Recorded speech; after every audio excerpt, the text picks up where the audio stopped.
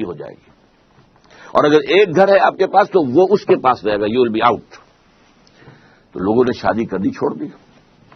اب آپ امریکہ میں جائیے, یورپ میں جائیے, آپ کو بہت سے لوگ یہ کہتے ہوئے ملیں گے, we are living together, we are not married. بغیر کسی ویڈ لاک کے وہاں بچے پیدا ہوتے ہیں. 60% سے زیادہ بچے جو ہیں فرانس کے اندر وہ اس طرح پیدا ہوئے. اور کلنٹن نے کہا تھا, اس کا جو آخری سال تھا آفس میں ایز پریزیڈنٹ, تو جو اسٹیٹ آف دی یونین ہوتا تھا سالانہ, اس میں کہا تھا کہ عنقریب ہماری قوم کی اکثریت, امریکن نیشن کی اکثریت حرام زادوں پر مشتمل ہوگی. اس کے لفظ کیا ہیں؟ Born without any wedlock, شادی کا کوئی بندھن نہیں ہے اور بچے ہو رہے ہیں. یہ 3 پرونگڈ ہے معاملہ یہ جدید تہذیب کا. چوتھا کیا ہے جو بہت اہم ہے؟ فزیکل سائنسز کا ارتقاء اور ٹیکنالوجی کا ارتقاء. ٹیکنالوجی اور فزیکل سائنسز یہ تہذیب کی ڈیفینیشن میں نہیں آتے ہیں, لیکن اس وقت یوں سمجھیے کہ پریزنٹ سویلائزیشن میں 3 ڈائمینشنز تو یہ ہو گئی جو میں نے بتایا. سیاست میں سیکولرزم, اور یہ سب سے زیادہ سوٹ کرتا ہے کس کو؟ یہودیوں کو, because they are a very minute minority. وہ کہیں اگر مذہب کا کوئی تعلق ہو, کرسچینٹی کا تعلق ہو اگر ریاست کے ساتھ, تو ان کی کیا حیثیت امریکہ میں ہوگی, کیا حیثیت برطانیہ میں ہوگی؟ جب مذہب کو علیحدہ کر دیا تو وہ برابر کے شہری ہیں, دے آر ایکول سٹیزنز. یہودیوں نے پھر اسی سود کے ذریعے سے بینکنگ کا نظام قائم کیا, اور اس میں انہوں نے اتنی بڑی کامیابی حاصل کی کہ وہ یورپ کے ممالک کو آپس میں لڑاتے تھے, اور جب ان دونوں لڑنے والوں ملکوں کو پیسے کی ضرورت ہوتی تھی تو ان کے بینکرز ان کو قرض دیتے تھے, منہ مانگے ریٹس جو ہیں انٹرسٹ کے وہ ان سے لیتے تھے. اس طریقے سے سازشیں کر کے جنگیں کرانا, اور جنگ کے دونوں جو ہیں سائڈز ان کو قرض دینا اور پیسہ بنانا ان کے پاس. نتیجہ یہ نکلا کہ پچھلی صدی کے اسی زمانے میں, یوں سمجھیے آج ہم 2006 میں بیٹھے ہیں, 1905 میں گئے تھے علامہ اقبال, 1001 سال پہلے, 101 سال پہلے. لیکن انہوں نے وہاں مشاہدہ کر لیا تھا کہ اسی بینکنگ کے نظام کی وجہ سے فرنگ کی رگے جاں پنجائے یہود میں ہے. دے آر کنٹرولنگ, بینکنگ کے نظام کے ذریعے سے وہ کنٹرول کر رہے ہیں. تو تہذیب کے ذریعے سمجھیے بے شرم بے حیا معاشرت, خاندانی نظام کی تباہی, بے خدا بے دین لبرل سیاست, سود اور جوئے پر مبنی آزاد معیشت, اور چوتھی چیز جس کو میں اب اس وقت میرے سامنے مثال آئی ہے, پہلے کبھی نہیں آئی, جیسے 4th ڈائمینشن کہتے ہیں. یہ جہاں بیٹھے ہیں ایک لمبائی ہے, ایک چوڑائی ہے, ایک اونچائی ہے. یہ 3 ڈائمینشنل اسپیس کا کانسیپٹ ہے. لیکن یہ کہ آپ کو معلوم ہے کہ آئنسٹائن نے آ کر جو کانسیپٹ دیا, time is the 4th dimensional space, and that is the most important. Visible نہیں ہے, it's the 4th dimensional space. اسی طرح اس تہذیب کے جو 4th ڈائمینشن ہے وہ فزیکل سائنسز اور ٹیکنالوجی ہے. یہ ہے موجودہ. اب چونکہ اس سینس یہ سائنس سے اور ٹیکنالوجی سے قوت بڑھ گئی تو یہ پھر نکلے, یورپ سے جو نکلے ہیں ادھر گئے تو امریکہ کو فتح کیا. امریکہ کے جو وہاں کے رہنے والے لوگ تھے ان کا تقریباً نام و نشان مٹا دیا, اس لیے کہ وہ ذرا مہذب نہیں تھے, وحشی تھے. اور وحشی لوگ غلام ہونا پسند نہیں کرتے, مرنا پسند کرتے. لہذا انہوں نے اپنی تباہی جو ہے قبول کر لی, غلامی قبول نہیں کی.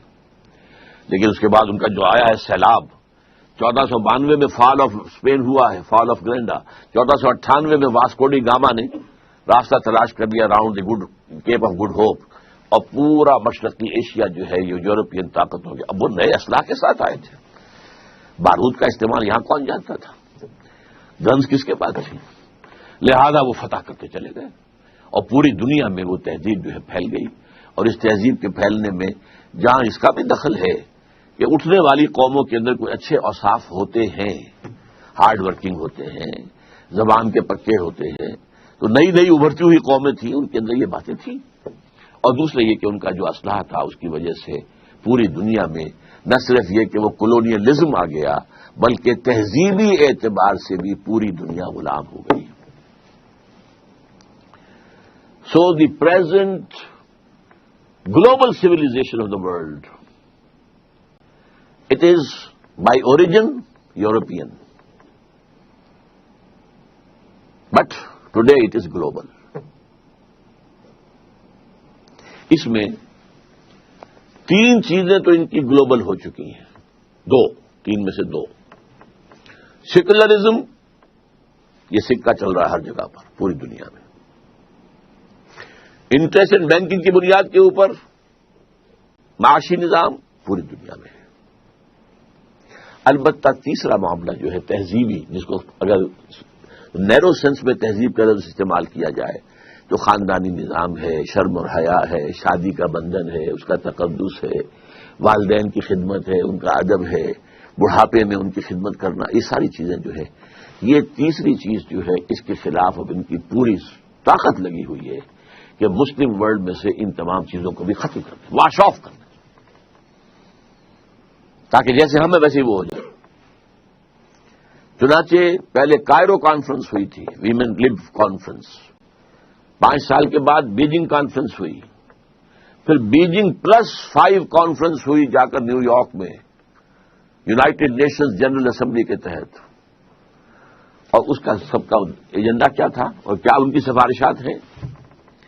عورت اور مرد بالکل یکساں، نمبر 1 انہیریٹنس میں بھی اور شہادت میں بھی۔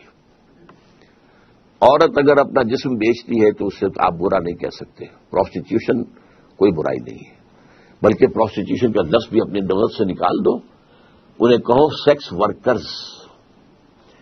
جیسے ایک مزدور اپنی مسل پاور استعمال کرتا ہے، کسی چلا رہا ہے یا ہل چلا رہا ہے، ایسے انہوں نے اپنے جسم کا ایک حصہ استعمال کیا ہے اور پیسے لیے ہیں، تو وٹ بلیم؟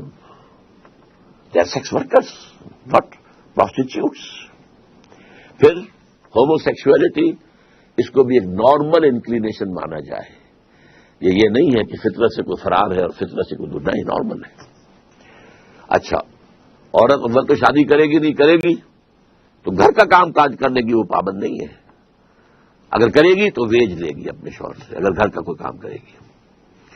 اور یہ بھی بچے پیدا کرنا بھی کوئی اس کا فرض نہیں ہے، اگر وہ حمل اور ولادت کے سختیوں سے گزرے گی تو بھی ویجز لے گی مرد سے۔ یہ ایجنڈا دنیا کو دیا گیا ہے بیجنگ +5 کانفرنس یونائٹڈ نیشنز کی جنرل اسمبلی کے تحت۔ تو یہ ہے پریزنٹ سویلائزیشن، اور اس کا جو اثر ہے عالم اسلام پر، کہ دو چیزیں تو پوری طور پر، ایک تو یہ کہ ٹیکنالوجی تو چھائی گئی، لیکن یہ کہ تہذیب کے عناصر میں سے دو پورے طور پر پورے عالم اسلام میں ہے، پورے دنیا میں بھی ہے۔ تیسرا البتہ جو ہے اس میں ابھی کچھ ہم تھوڑا بہت ریڈکشنز شو کر رہے ہیں، لیکن billions and billions of dollars جو ہے وہ این جی اوز کو جو دیے جا رہے ہیں وہ اسی کام کے لیے دیے جا رہے ہیں۔ تیسرا سوال آپ کا جو ہے میرا خیال ہے کہ میں نے کور کر لیا ہے، values and institutions of Western civilisation. Values بھی سامنے آ گئی، انسٹیٹیوشنز بھی سامنے آ گئی۔ سب سے بڑا انسٹیٹیوشن پارلیمنٹ، سب سے بڑا انسٹیٹیوشن بینک، باقی یہ ہے کہ جو بھی ایک فری سیکس، یہ ان کی انسٹیٹیوشنز ہیں۔ Why did western civilization become so powerful?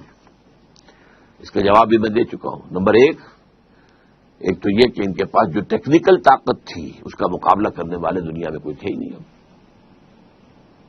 There was no match.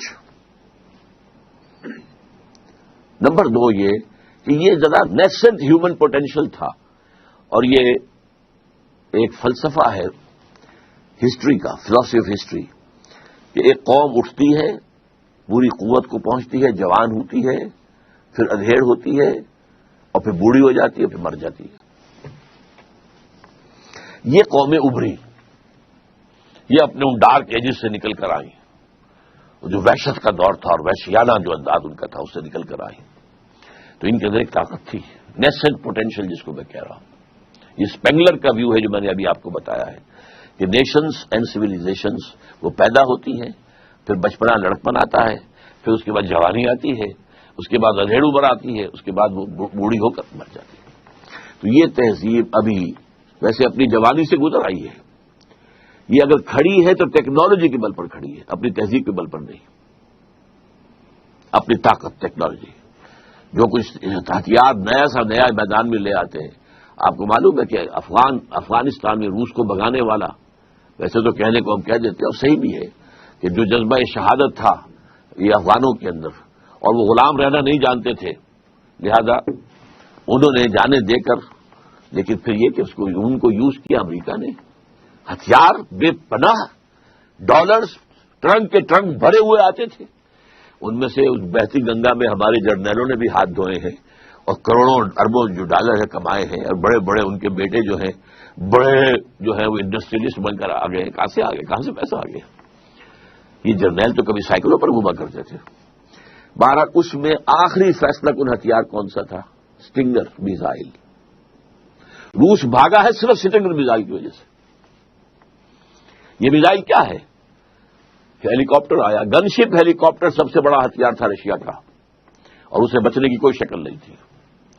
ایسے بھی وہ بم لے آیا تھا کہ اگر جو بم آ کر پھٹے گا پہاڑ کے اوپر لگے گا، وہ پھٹے گا نہیں بلکہ اس کا برما چلنا شروع ہو جائے گا، اور وہ اس کو کھودتے ہوئے اندر پہنچ جائے گا، جہاں جا کر خلا آئے گا تب پھٹے گا، یعنی جہاں غاروں میں چھپے ہوئے ہوتے تھے افغان مجاہدین وہاں جا کر پھٹے گا۔ یہ ہتھیار روس کے پاس تھا، لیکن سٹنگر میزائل اس کا علاج ہی کوئی نہیں۔ وہ تو پیچھا کرتا تھا، یہ نہیں کہ آپ نے میزائل پھینکا ہے، لگ گیا تو لگ گیا، نہیں گیا تو گیا، نہیں، بلکہ وہ جائے گا، وہ ہیٹ کے ساتھ ساتھ جدھر جدھر وہ جہاز جا رہا ہے یا جدھر جدھر ہیلی کاپٹر جا رہا ہے وہ جائے گا، جا کے ٹریٹ کرے گا، اسے بھاگا۔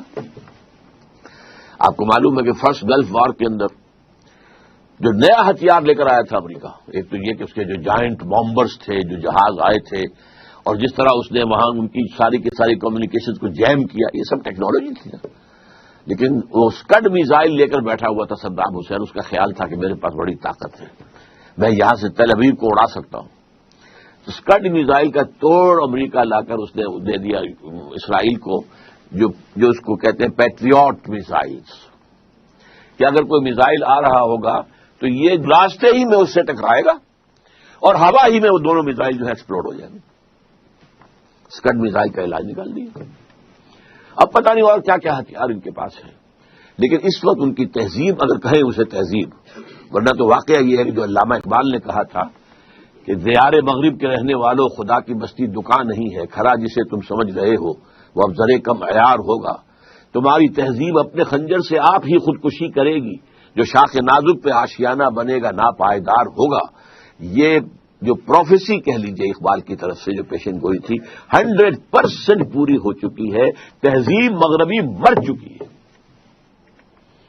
یہ صرف سائنس اور ٹیکنالوجی کے بل پر کھڑی ہوئی ہے، اور اس کی مثال میں دیا کرتا ہوں، جیسے حضرت سلیمان کا آپ نے سنا ہی ہوگا کہ وہ ایک عصا کے ٹیک لگا کر کھڑے رہے اور جنات کو جو بھی کام دیا گیا تھا اس کو سپروائز کرتے رہے، اسی حالت میں انتقال ہو گیا، جان نکل گئی، لیکن کھڑے رہے، وہ لاش کھڑی رہی، یہاں تک کہ دیمک نے چٹ کیا ہے عصا کو، اور عصا گرا ہے تو حضرت سلیمان علیہ السلام کی لاش گری ہے۔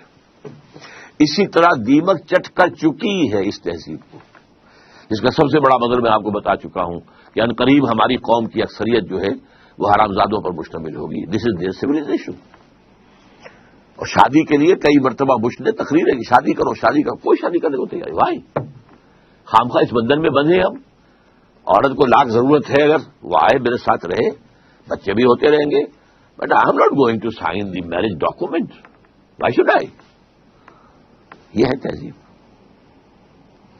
تو تہذیب مر چکی ہے، ٹیکنالوجی کے بل پر کھڑی ہوئی ہے۔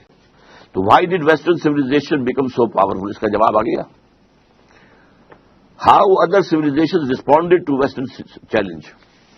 اصل میں اس کے ضمن میں ہنٹنگٹن کا حوالہ دوں گا۔ ہنٹنگٹن نے جو کلیش آف سیولائزیشن میں بات لکھی ہے وہ یہ ہے کہ اس وقت دنیا میں کل 8 تہذیبیں ہیں، بلکہ حوالہ دیا ہے اس نے ٹوائنبی، جو اس دور کا سب سے بڑا فلسفی ہے، تاریخ کا فلسفہ تاریخ کا ماہر، اس نے گنوایا ہے 20 سیولائزیشن دنیا میں پیدا ہوئی ہیں، 12 مر چکی ہیں، ختم ہو چکی ہیں۔ اب موہنجو دڑو کی بھی تو کوئی سیولائزیشن ہوگی نا، آخر عراق کے اندر نبوکڈنیزر کے دور کی بھی جو ہے اس سے بھی پہلے کی بھی سیولائزیشن تھی نا۔ تو 12 تو ختم ہو چکی ہیں، 8 موجود ہیں، ان میں سے 6 ہمارے ساتھ 5 کمپیٹیبل ہیں، ایک ہماری اپنی تہذیب اور 5 اور، یہ کمپیٹیبل ہیں، ان کی طرف سے کوئی ریزسٹنس نہیں ہے۔ مثلا سب سے بڑا ہمارے سامنے مثال ہے انڈین سویلائزیشن، معلوم ہوتا ہے کہ بہن ہے، وہی ناچ گانا رقص و سرود شراب نوشی یہ وہ سب کچھ بے حیائی جو بھی تھا ان کے ہاں شادی کا بندھن تھا، عورت کا ایک معاملہ تھا، وہ بھی اب ختم ہو رہا ہے۔ تو اس نے یہ کہا تھا کہ یہ جو 6 ہیں سویلائزیشنز، ان میں سے 5 کو تو 7 سویلائزیشن جو مزید ہیں، ہماری ایک اور 6 اور 2 ان میں سے 2